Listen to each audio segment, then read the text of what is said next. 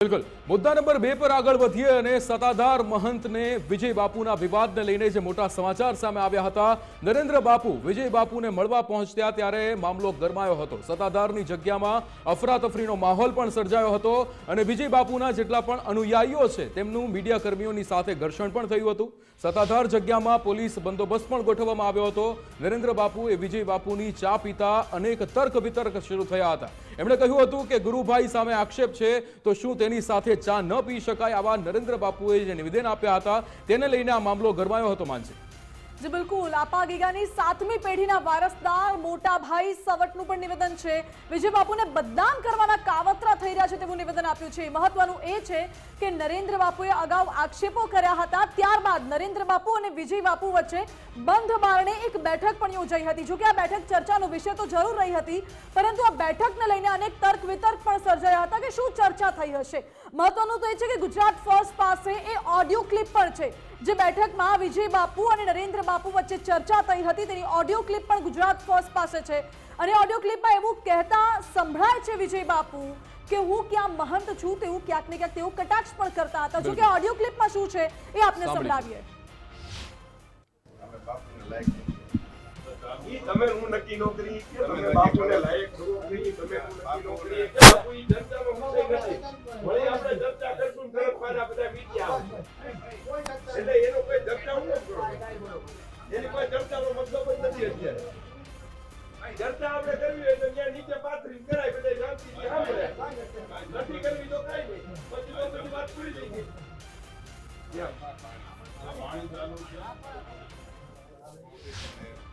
એટલે બંધ બારણે બંનેની વાતચીતનો જે ઓડિયો છે તે વાયરલ થયું છે। મારી સાથે રહીમ જોડાઈ ગયા છે લાઈવ।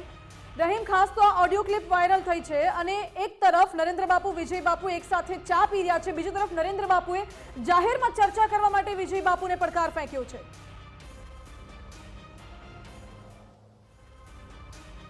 ચોક્કસપણે માનસી, સૌથી મોટા સમાચાર એ જ છે કે વિજય ભગત અત્યાર સુધી કહેવામાં આવતા હતા કે જે આક્ષેપો છે તે તદ્દન પાયા વિહોણા છે।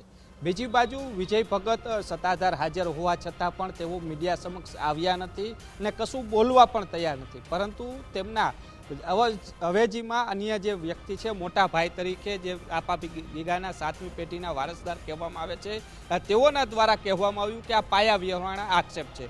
જો પાયા વિહોણા આક્ષેપ હતા તો પછી વિજય ભગત દ્વારા આપા ગીગાના ઓટલે પાથરણા ઉપર બેસી અને સામ સામે ચર્ચા કરવા કેમ તૈયાર ન થયા?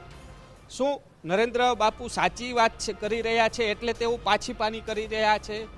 અત્યાર સુધી તમે એમ કહેતા હતા કે મારે જે કહેવાનું હતું મેં કહી દીધું છે, તો પછી સામ સામે આવવામાં શું વાંધો હતો? આખો આ મુદ્દો આજે જ પતી જાત, કારણ કે નરેન્દ્ર બાપુ છે તે તમામ પુરાવા સાથે ત્યાં પહોંચ્યા હતા અને કહ્યું હતું કે આપણે આપા ગીગાના ઓટલે પાથરણા ઉપર બેસી અને વાત કરીએ, જો ખોટો હોવ તો તમે મને કહેજો ને તમે સાચા છો તો તમે મને જાહેર કરજો। તમામ પુરાવા દેખાડવાની વાત હતી, લેપટોપ સાથે અનેક પુરાવા સાથે પણ તેઓ આવ્યા હતા, પરંતુ વિજય ભગત દ્વારા તે નકારી કાઢવામાં આવ્યું છે। એટલે શંકાના દાયરામાં ફરીથી વિજય ભગત છે તે આવી રહ્યા છે। જો ખરા અર્થમાં વિજય ભગત દૂધે ધોયેલા હતા તો પછી સામનો કરી લેવાની જરૂર હતી ને સામ સામે આજે આ મુદ્દો અહીં પૂર્ણ થઈ જાત, પરંતુ ક્યાંક ને ક્યાંક દાળમાં કારું છે। હજી પણ વિજય ભગત છે તે ક્યાંક ને ક્યાંક શંકાના દાયરામાં આવી રહ્યા છે। નરેન્દ્ર બાપુએ કહ્યું છે કે હજી પણ આગામી સમયની અંદર એક બાદ વધુ પુરાવા જાહેર કરશે। બીજી બાજુ એવી પણ વાત આવી રહી છે કે આગામી સમયની અંદર વિજય ભગત વિરુદ્ધ ફોજદારીની પણ તૈયારીઓ થતી હોવાની વિગત સામે આવી છે।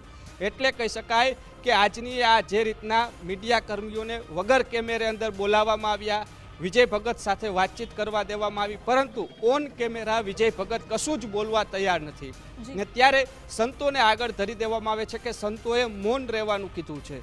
જો મૌન રહેવાનું કીધું હોય તો મીડિયા સમક્ષ તમે ઔપચારિક ખુલ્લા મને વાત કરી શકતા હોય તો એ જ વાત તમારે કેમેરા સામે કરવાની હતી, પરંતુ કેમેરા છે તે ન લઈ જવા દેવામાં આવ્યો અને એમને ઔપચારિક વાત કરીને ત્યારબાદ નરેન્દ્ર બાપુ આવ્યા અને જે વાત થઈ તે ગુજરાત ફર્સ્ટના કેમેરામાં રેકોર્ડ પણ થઈ, કારણ કે પડકાર ફેંક્યો હતો અને પડકાર ઝીલવાની તાકાત વિજય બાપુમાં ન હતી તેવું લાગ્યું। એટલે કહી શકાય કે આગામી સમયમાં હજી પણ સત્તાધારની જગ્યાને લઈને હજી પણ વિવાદો યથાવત રહેશે।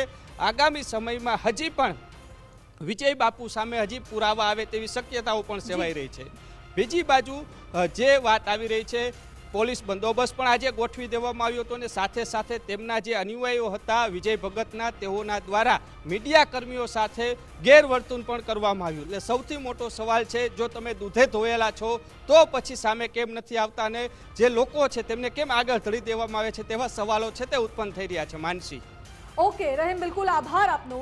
એટલે વિક્રમ, સ્વાભાવિક રીતે સવાલ એ જ ઉઠી રહ્યો છે કે શું કામ વિજય બાપુ મીડિયા સમક્ષ નથી આવતા, શું કામ વિજય બાપુ જાહેરમાં જે મીડિયાને ચર્ચા આવવા પણ કરવાનો નથી દેતા. પડકાર છે? જવાબ મેળવવા માટે જ્યારે મીડિયા એમની પાસે આવે છે ત્યારે મીડિયા સાથે ઘર્ષણ થઈ રહ્યું જી. છે.